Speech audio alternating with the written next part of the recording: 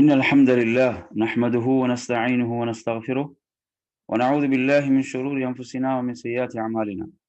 من يهده الله فلا مضل له ومن يضلل فلا هادي له.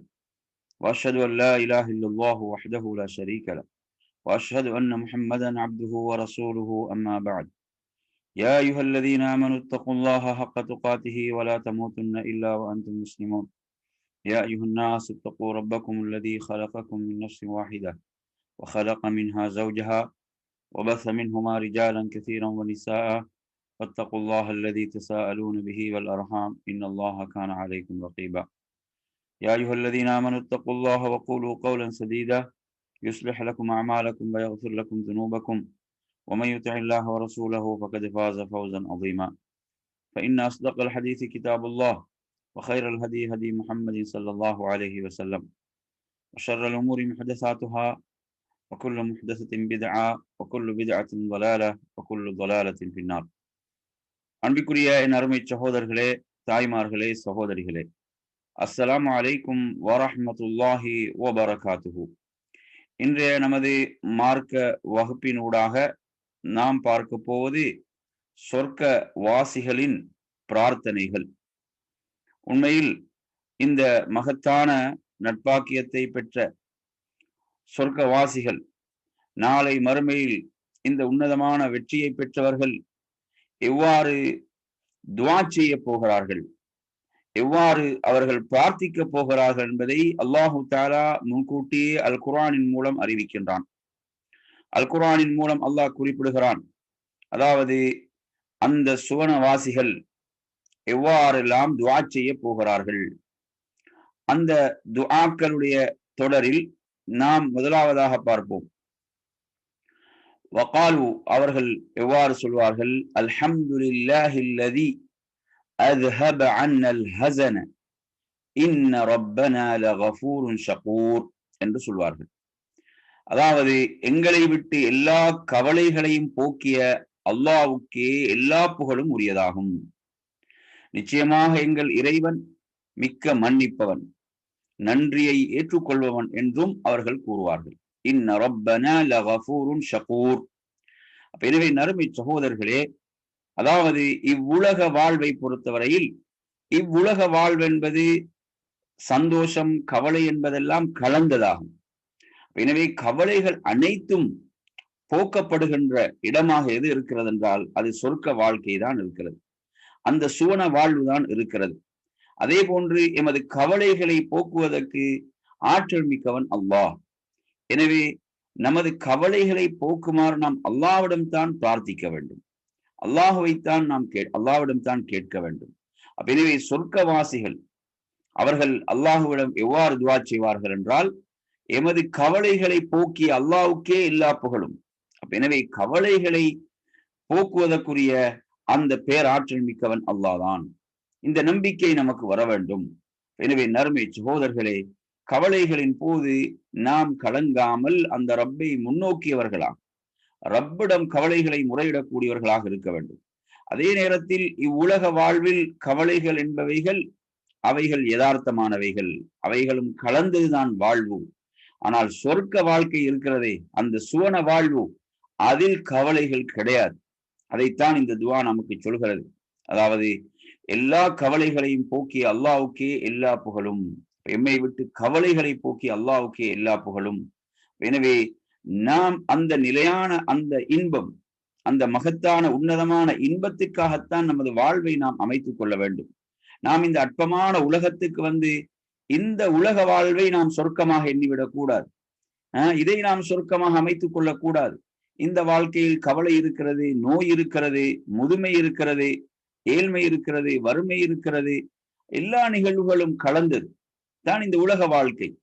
எனவே அந்த சொர்க்கத்துடைய வாழ்க்கை தான் நாம் நோயற்ற ஒரு வாழ்க்கை வாழ வேண்டுமா, நாம் ஒரு முதுமையற்ற ஒரு வாழ்க்கை வாழ வேண்டுமா, என்றும் நாம் இளமையோடு காட்சி அளிக்க வேண்டுமா, இளமையோடு நாம் அதாவது நமது தோற்றம், நமது இந்த அழகு இன்னும் இன்னும் அதிகப்பட்டு கொண்டுதான் சொர்க்கத்திலே இருக்குமே தவிர இந்த அழகு அங்கு குறையாது. அப்படிப்பட்ட இன்பங்கள் எல்லாம் என்னென்ன கற்பனைகளை எல்லாம் ஒருவன் இந்த உலகத்தில் வளர்த்து கொண்டிருக்கிறானோ என்னென்ன கனவுகளை எல்லாம் வளர்த்து கொண்டிருக்கிறானோ அவைகள் எல்லாம் கிடைக்கக்கூடிய இடமாக வலக்கும் ஃபீஹா மா தஷ்தஹி அன்ஃபுசுக்கும், நீங்க எதை விரும்புறீங்களோ அது உங்களுக்கு இருக்கிறது. நீங்க எதை விரும்புறீங்களோ அது உங்களுக்கு உண்டு என்று சொல்லக்கூடிய வாழ்க்கை தான் சுவர்க்க வாழ்க்கை. எனவே அன்பிற்குரிய சகோதரர்களே, நமது இலக்கு அந்த சுவர்க்க வாழ்க்கையாக இருக்க வேண்டும், அதை நோக்கியதாக இருக்க வேண்டும். அதே போன்று அவர்கள் துஆ செய்வார்கள், அல்லதி அஹல்லனா தாரல் முகாமதி மின் ஃபضله லா யமஸ்ஸுனா ஃபீஹா நஸபுன் வலா யமஸ்ஸுனா ஃபீஹா லுகூப். அவன் தன் அருளில் இருந்து என்றென்றும் அந்த நிலையான வீட்டில் எங்களை இருக்கச் செய்தான், எங்களை தங்கச் செய்தான். அல்லதி அஹல்லனா தாரல் முகாமதி மின் ஃபضله, அவனது அருளால், அவனது அருளால், அவனது அருளில் இருந்து என்றென்னும் நிலையான வீட்டில் எங்களை அவன் இருக்கச் செய்தான். லா யமஸ்ஸுனா ஃபீஹா நஸபுன் வலா யமஸ்ஸுனா ஃபீஹா லுகூப், எந்த விதமான சங்கடமும் எங்களை தீண்டுவதில்லை. அந்த நாங்க சங்கடம் இல்லாத ஒரு வாழ்க்கையை நாம் விரும்புகிறோமோ அது சொர்க்க வாழ்க்கை தான். அதில் எங்களை எந்த சோர்வுகளும் தீண்டுவதில்லை, அங்கு சோர்வுகளும் கிடையாது. அப்படிப்பட்ட ஒரு வாழ்க்கை தான் அந்த இன்பமான சொர்க்கத்துடைய வாழ்க்கை.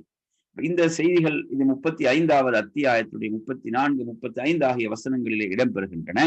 எனவே இந்த நிலையான இன்பங்களுக்கு நாம் சொந்தக்காரர்களாக மாற வேண்டும் என்றால் நாம் அதற்குரியவர்களாக நாம் வாழ்ந்து மரணிக்க வேண்டும்.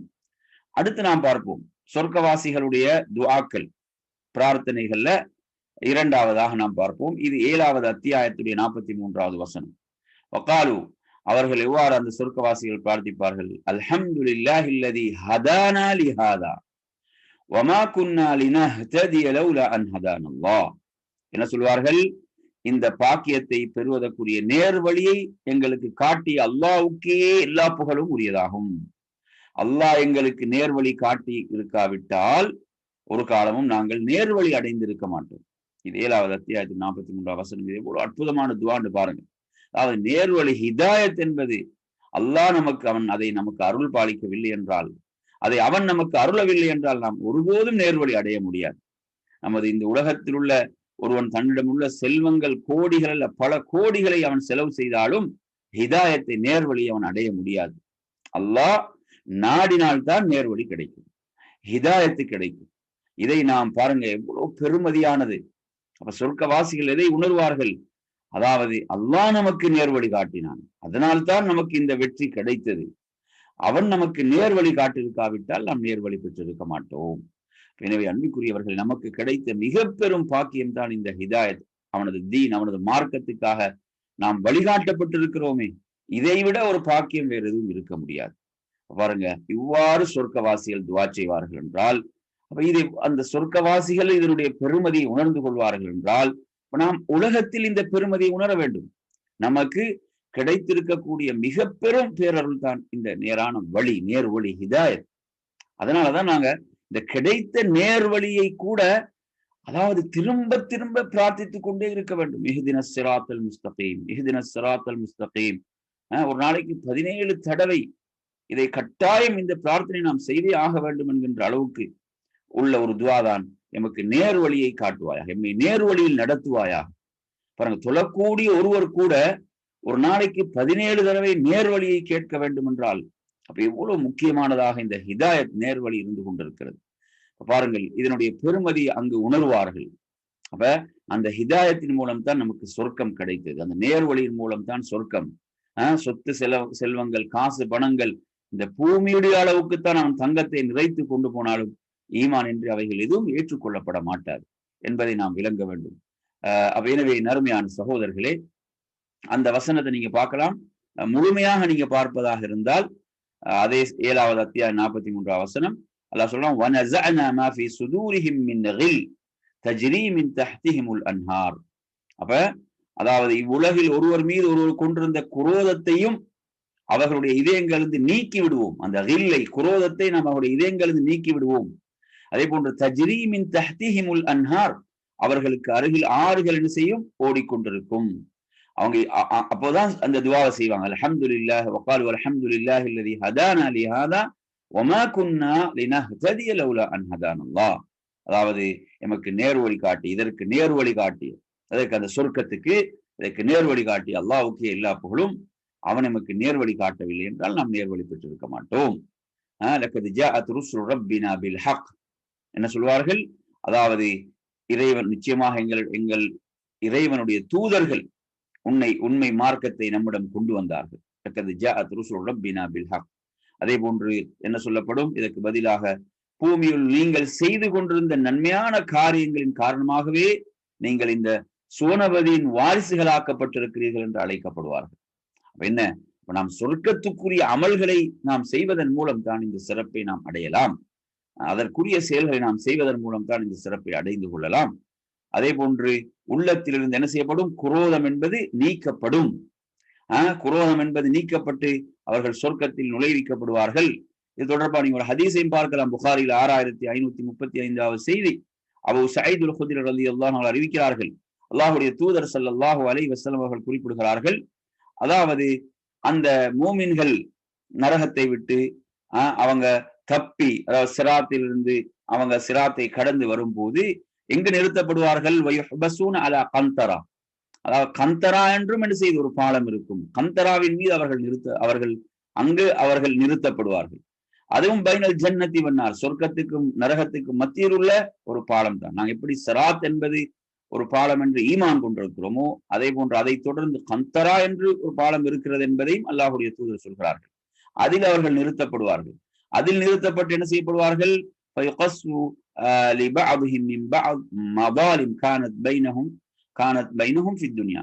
உலகத்தில் அவர்களுக்கு மத்தியில் இருந்த அதாவது அந்த சில தவறுகள் நடந்திருக்கும், அவர்களுக்கு மத்தியில் சில தவறுகள் நிகழ்ந்திருக்கும். அப்படியானவைகளுக்குரிய கணக்குகள் எல்லாம் அங்கு தீர்க்கப்படும். அந்த கணக்குகள் எல்லாம் தீர்க்கப்பட்டு அவங்களோட உள்ளங்கள் எல்லாம் தூய்மைப்படுத்தப்பட்டு பரிசுத்தப்படுத்தப்பட்டு அதன் பிறகுதான் அவங்க என்ன செய்வார்கள், அவர்கள் சொர்க்கத்தில் நுழைவதற்கு அனுமதிக்கப்படுவார்கள்.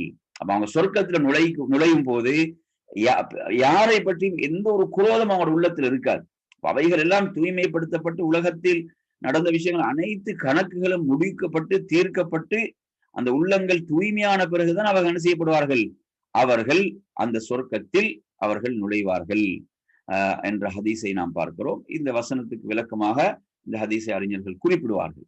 எனவே நறுமை சகோதரர்களே, சொர்க்கவாசிகளுடைய பிரார்த்தனைகளில் அடுத்து நாம் பார்ப்போம் 39வது அத்தியாயத்துடைய 74வது வசனம்.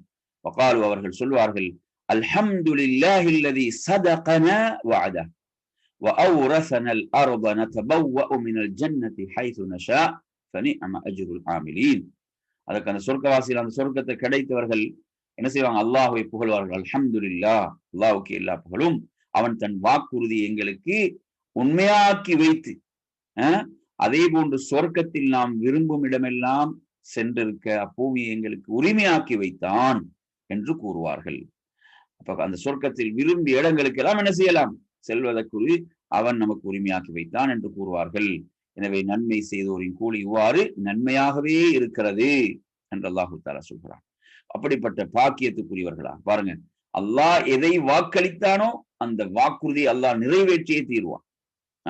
அல்லாஹ் மூமின்களுக்கு சொர்க்கத்தை வாக்களிக்கிறானா, நாம் மூமின்களாக வாழ்ந்து மரணிப்பதுதான் நமது கடமை.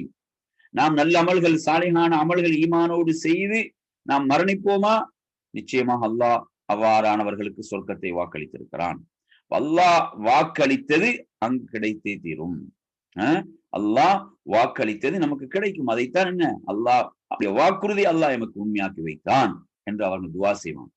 அல்ஹம்துலில்லாஹில்லதி ஸதகனா வஅதஹு வஅவ்ரஸ்னா அல்-அர்த நதபவ்வஅ மினல் ஜன்னதி ஹைஸு நஷா ஃபனிஅம அஜ்ருல் ஆமிலீன். எனவே நறுமை சகோதரர்களே, அல்லாஹ்வுடைய வாக்குறுதியில் நாம் உண்மையாக நம்பிக்கை வைத்து செயல்பட வேண்டும். அல்லாஹ் வாக்களித்தால் அது நமக்கு கிடைத்தே தீரும், அதை அவன் நிறைவேற்றியே தீருவான் என்ற உறுதியோடு செயல்பட வேண்டும். எனவே நறுமை சகோதரர்களே, எனவே நாம் அந்த உன்னதமான சொர்க்கத்துக்குரியவர்களாக நாம் ஆக வேண்டும். அந்த உன்னதமான பாக்கியத்தை பெற வேண்டும்.